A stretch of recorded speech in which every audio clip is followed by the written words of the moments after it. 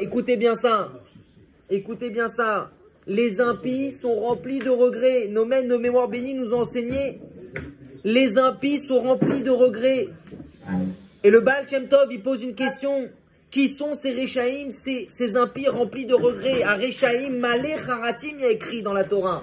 Les Rechaïm, les impies, les méchants sont remplis de regrets. Le Baal Shem Tov, il pose une question. Mais de quel impie on parle ici? S'il s'agit d'individus dont le cœur est rongé par le regret, pourquoi sont-ils surnommés impies? Je répète la question du Baal Shem Tov. S'il s'agit de Rechaïm parce qu'ils ont fauté et qu'ils regrettent leur faute, monsieur Maman, pourquoi ils s'appellent Rechaïm?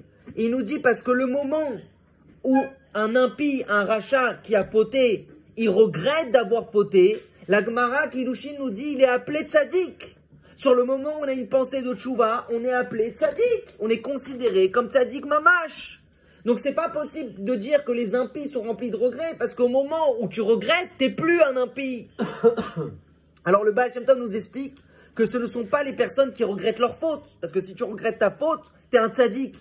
Ce sont des personnes qui reviennent sur leurs décisions et leurs actes. Ils regrettent leur vie passée, leurs décisions et leurs actes du quotidien. J'explique. Ils se désolent de tout. De leur affaire, ils regrettent leur affaire. Des propositions de mariage qu'ils regrettent. De la vente d'un appartement, de l'achat d'un vêtement, de l'apprentissage d'une profession ou de l'abandon d'un emploi.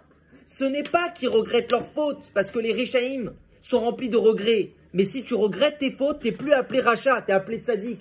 C'est qu'ils regrettent leur vie, leurs détails de leur vie. Ils regrettent avec qui ils sont mariés. Ils regrettent pourquoi finalement ça ne s'est pas concrétisé avec telle fille. Ils regrettent pourquoi j'ai pas appris tel métier. Pourquoi j'ai pas fait d'études. Pourquoi j'ai travaillé dans ce travail-là. Pourquoi j'ai commandé ce vêtement alors que dans un autre site il y avait le même moins cher. Ils regrettent pourquoi j'ai fait ces vacances avec ce groupe-là de vacances et pas avec ce groupe. Ils regrettent leur vie.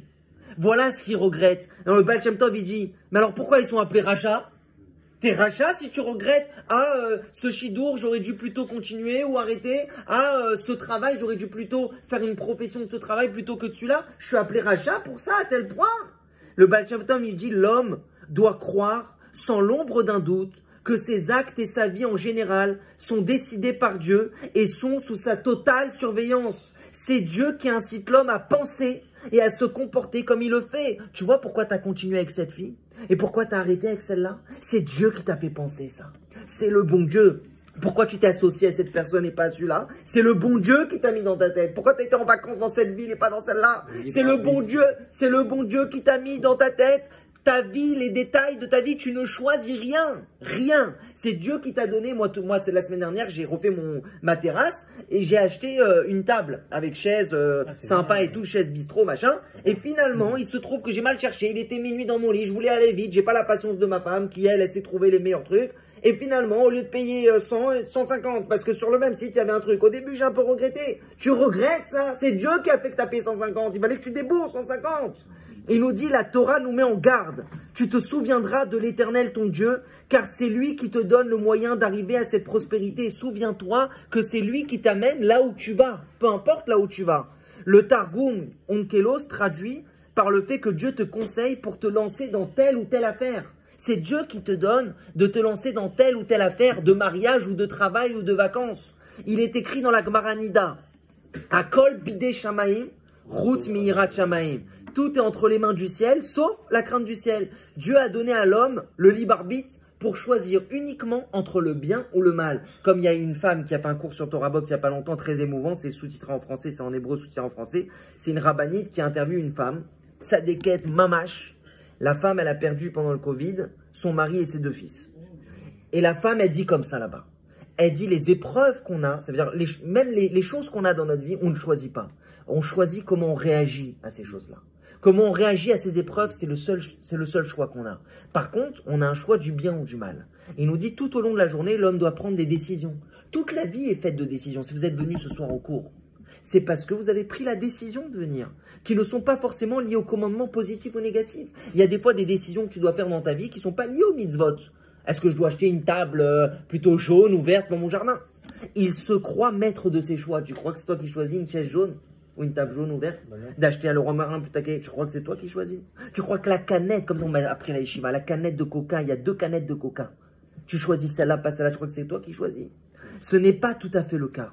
L'homme a certes une volonté, on a tous des volontés, et on fait des efforts pour la réaliser, et Dieu le conduit dans la voie qu'il a choisie, comme elle dit la Gemara Makot. Dieu, il te conduit dans la voie que tu as choisie. Mais c'est toi qui choisis si tu choisis une bonne voie, qui va selon la volonté de Dieu, ou une mauvaise voie. Et Dieu, il va t'aider. Ah, tu veux choisir une mauvaise voie, qui va pas selon la volonté de Dieu, je vais t'emmener là-bas. Tu en paieras les conséquences. Ah, si tu veux une bonne voie de tzaddik, faire tchouva, te marier avec une fille bien, avoir des enfants, je vais t'emmener vers cette voie. Et tu subiras les bonnes conséquences de ça. Il nous dit, Dieu lui octroie les moyens pour concrétiser son désir. Mais c'est toi qui choisis quoi, qu'est-ce que tu veux. Tu veux le bien ou tu veux le mal. C'est toi qui choisis. Et Dieu après, il te donnera à concrétiser. Il va avoir des idées, des opportunités financières, financières et des moyens pour mener à bien son projet. Il va réussir à atteindre son but. Peut-être aussi que Dieu ne lui facilitera pas la tâche. C'est Dieu qui choisira si ton chemin il sera facile ou s'il sera difficile. Dieu n'envoie que ce qui est bien pour l'homme, même si c'est contraire à sa volonté. Il faut savoir un grand principe, messieurs. C'est que Dieu ne te conduira que là où c'est bien pour toi, même si ce n'est pas comme c'était ta volonté. On n'est pas venu ici pour le kiff, on est venu ici pour le tikkun, la réparation. N'oublions pas, les résultats ne dépendent pas de nous. Dieu nous conduit à l'endroit adéquat, comme on dit dans les bénédictions du matin. Baruch ata Hashem Elokeinu melech haolam, béni sois-tu Hashem notre Dieu. Amechin mitzadei gaver, qui conduit les pas de l'homme. Il conduit tes pas là où tu dois aller. C'est pourquoi, il nous dit le Baal Shem Tov, nous ne devons rien regretter de nos actes, hormis nos fautes. Tout se déroule sous la surveillance du Créateur du monde, selon sa volonté, tout est pour le bien.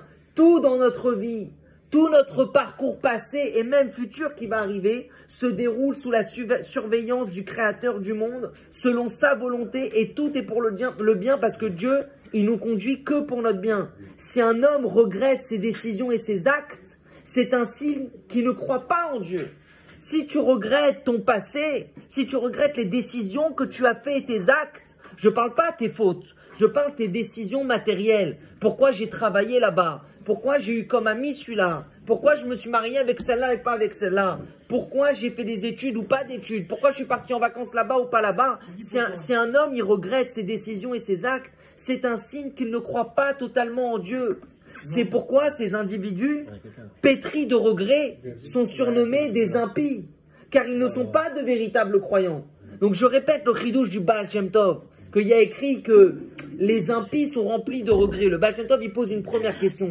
Il dit, mais, on parle de quel impie? Si on parle des Réchaïm qui regrettent leurs fautes, alors ce n'est plus des Réchaïm, parce que du moment que tu regrettes ta faute, tu es appelé tzaddik dans la Gemara. Donc un impie qui regrette ses fautes, ça n'existe pas. Un tzaddik qui a fait tchouva, qui était impie, qui a regretté ses fautes, il est devenu tzaddik, oui. Donc le Baal Shem Tov, il dit forcément, on ne parle pas d'impies qui regrettent leurs fautes parce qu'ils sont considérés comme tzaddik lorsqu'ils regrettent leurs fautes. Alors de quel impie on parle lorsqu'on dit des impies qui regrettent leurs fautes? Il nous dit le Baal Shem Tov, c'est des impies qui regrettent, non pas leurs fautes, mais les événements passés de leur vie, les détails de leur vie, les détails matériels, leurs choix dans leur vie, leurs décisions, leurs actes dans leur vie. Et il nous dit, mais pourquoi ils sont appelés impies? Pourquoi c'est si grave que tu es appelé impie? Parce que si tu regrettes ton passé, les décisions et tes actes du passé, hormis tes fautes bien évidemment, si tu regrettes les détails de ta vie, c'est un signe que tu ne crois pas totalement en Dieu, que dans ce monde, il y a un maître du monde qui te dirige là où c'est le mieux pour toi et qui te donne à penser, à décider comme tu as pensé, comme tu as décidé dans les moindres détails, en réussite ou en échec. Donc si tu regrettes ces choses-là, c'est que tu n'as pas une confiance totale en Hachem. Et c'est pour ça que ça te donne le titre impie, parce que est-ce que tu es impie ou tzaddik, ça dépend de est-ce que tu as la émouna et la confiance en Dieu ou pas. Si tu as la émouna et la confiance en Dieu, tu es appelé tzaddik.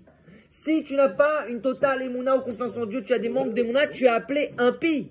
C'est ça le principe qu'on a dit ici. C'est pour ça qu'on dit que les Réchaïm de leur vivant sont appelés des morts. Et les tzadikim, même dans leur mort, sont appelés vivants. Pourquoi? Parce que les Réchaïm, Même quand ils vivent les détails de leur vie, tous les détails de leur vie, ils sont appelés morts. Pourquoi? Parce qu'ils manquent de Emouna, ils regrettent sans cesse, ils sont remplis de stress, de critiques, d'autocritique, de stress, de pourquoi et comment, et tous les détails de leur vie. Et j'aurais pas dû aller dans ce magasin, et ce magasin c'est le seul où il y a la queue pendant 3 heures, et j'aurais plutôt dû aller demain ou dans tel magasin. Tous ces détails-là. Les Réchaïm, leur vie n'est pas une vie, même de leur vie, ils sont morts. Pourquoi? Parce que leur vie, elle n'a pas de foi.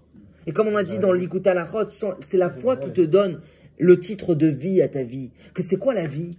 Dans la joie, la lumière, la paix, le bonheur. Il n'y a pas de shalom bayit si tu n'as pas la foi. Il n'y a pas de joie si tu n'as pas la foi. Il n'y a pas de réussite financière si tu n'as pas la foi. La foi te donne le titre de vie à ta vie. Et les Réchaïm, même leur vie, c'est appelé mort. Parce que c'est quoi un rachat, il nous dit le Baal Shem Tov? C'est quelqu'un qui n'a pas la foi. Or, quelqu'un qui n'a pas la foi, sa vie n'est pas une vie. Sa vie n'est pas vivable. Sa vie n'est que souffrance. Sa vie n'est que regret. Sa vie n'est que jalousie. Mais des fois, tu as moins d'émouna, non? Et il nous dit que le tzaddik, juste pour finir sur ce ridouche, le tzaddik, il est appelé vivant même dans sa mort. Ça veut dire quoi? Même lorsqu'il a des situations de mort dans sa vie, des échecs, des douleurs, des souffrances, des regrets, enfin, des choses qui ne vont pas comme lui souhaiterait, que pour lui, c'est pas la vie, c'est plutôt un peu stress, froid, dur. Et ben, il est quand même appelé vivant dans ces moments-là. Pourquoi? Parce que dans ces moments-là, il garde la foi. Or, est-ce que tu es vivant ou pas, c'est ce que tu as la foi. Le tzaddik, il est vivant même dans sa mort. Pourquoi? Parce que même quand il vit des situations de mort, de difficulté, de détresse et de yéhouch et d'échec, il garde la foi. Il ne désespère pas. Il reste fort. Il se relève. Il continue. Il ne se laisse pas abattre. Et c'est pour ça que, est-ce que tu es vivant? Est-ce que ta vie, c'est une vie? C'est-à-dire du shalom, de la paix, du bonheur, du kiff, de la joie, du remerciement Hachem, de la connexion Hachem, c'est ce que tu as la foi. Sinon, tu peux vivre même 120 ans, tu as vécu 120 ans de mort, 120 ans d'autocritique, 120 ans de regret, 120 ans de et si j'aurais fait, et si je me serais marié avec celle-là, et si j'aurais travaillé ça, et si j'aurais pas arrêté Shidour, et si. Ça, c'est rachat. C'est manque de foi. Oui, tu dois regretter, mais aussi vrai que tu dois regretter tes fautes, parce que le seul libre arbitre, c'est dans tes fautes. Aussi vrai que tu ne dois rien regretter à part tes fautes. Rien. Tous les détails, pourquoi j'ai mis cette chemise, pourquoi j'ai acheté ce magasin, pourquoi j'ai travaillé avec lui, pourquoi j'ai arrêté ce travail, pourquoi je suis parti là-bas en vacances. Rien tu dois regretter, parce que c'est Dieu qui est le maître du monde et qui te conduit là où tu dois aller. Il te contrôle, même en pensée, le bon Dieu. Même en pensée, il te contrôle. Seulement, tu auras le choix de réagir face aux épreuves, en bien ou en mal. Tu auras le choix du libre arbitre. Est-ce que tu as la crainte de Dieu? Il nous dit, Rabbi Nachman, c'est quoi la crainte de Dieu? C'est la colère ou la émouna. C'est la patience ou c'est l'orgueil. Tu auras le choix. Est-ce que tu choisis? Dieu, il va t'envoyer. Voilà ta femme, aujourd'hui elle est très gentille avec toi. Tu n'as pas décidé, bah, au Hachem est très gentille. Ah, aujourd'hui elle n'est pas gentille du tout. Tu décides. Est-ce que quand elle est très gentille, je vais être ingrat ou je vais être reconnaissant? Quand elle n'est pas gentille, est-ce que je vais être patient ou je vais être coléreux? Ça, tu décides. Mais le reste, tu ne le décides pas. Et si. Voilà, ça c'est. Excusez-moi, alors là, juste les précisions que chacun voulait préciser. Vas-y, mon Nathan. Des fois, tu as des. Ta émouna, elle se.